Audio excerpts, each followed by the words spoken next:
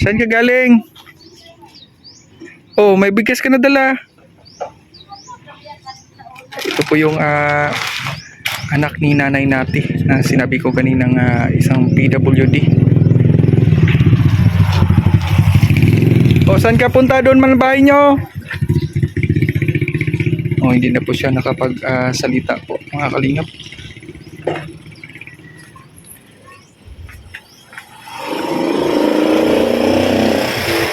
Kaya yun pupunta. Dito naman yung bahay nila. Mga kalingap, nandito po tayo ngayon sa beneficiary po ni Ria Olarte. Ito po sa Sulok, Davao del Sur. Yan, dito po sa Mindanao. Ito po yung bahay po nila, mga kalingap.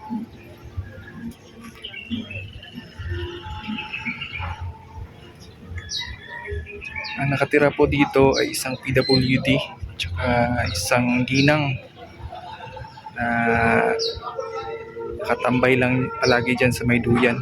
Yan dyan sa may parang balcony. Kinakausap ko ni Ria Olarte at kinukumusta. At syempre, nagdala rin tayo ng bigas ayuda galing po sa ating mga buting sponsor.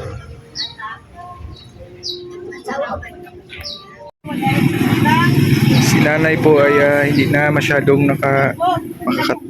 nakatayo kasi nasa sa mga katandaan na may mga iniindang sakit na po. Kaya nga ganito yung ano nila dito. Yung sitwasyon kanilang kapaligiran. Sobrang luma na po talaga nitong bahay nila. Ngayon si nanay po ay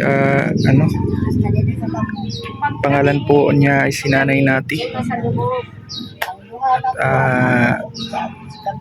Nandito lang siya buong araw, mga kalingap.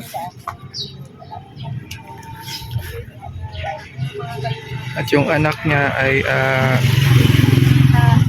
yun na lang po naghahanap buhay sa pamagitan po ng pagpunta dyan sa palengke at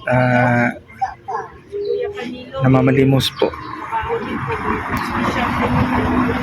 kasi may may diferensya din sa isang PWD. Ito po ang kalagayan, mga kalingap, pag sila na lang talaga matanda na, wala nang mag-asikaso. Pag maulan na, stagnant ang tubig. No? Yung mga anak niya ay isang PWD rin. Pag maulan, ito ka sa sunod or diri ka pa rin nagtatambay. Ito ka pa rin.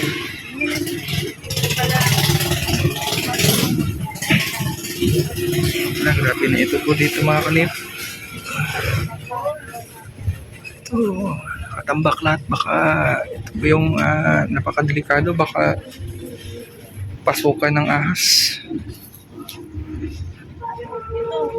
Itong yerot na iba, itong sin, delikado.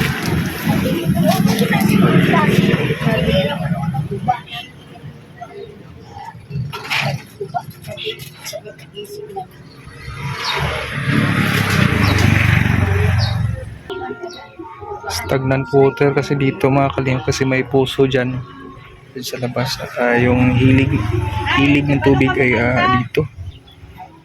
Yun po siguro, ito po ay napakadelikado kasi dito po namamayong mga lamok, di ba? Ako kay premyo.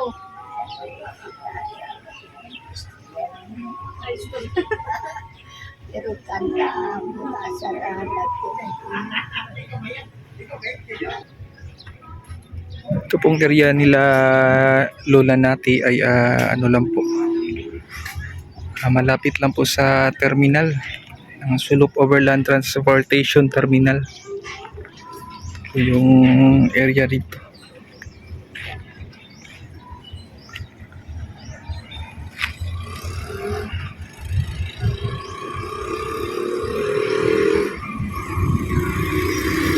Ayan, tumutubo na naman yung ano ni Nanay Nati. Yung tanim niya sa harap ng bahay na anahaw. Ay napakalaki ng anahaw na yan.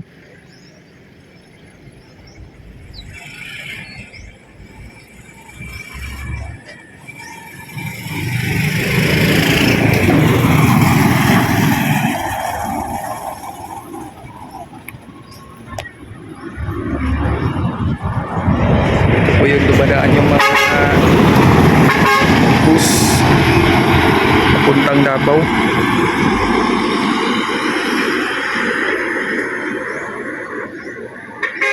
Yun, nandun pa sa loob si Rhea Olarte para kumustahin at kausapin kung anong pwede naming maitulong. Tinignan yung sitwasyon niya para malaman namin kung ano po yung dapat gawin.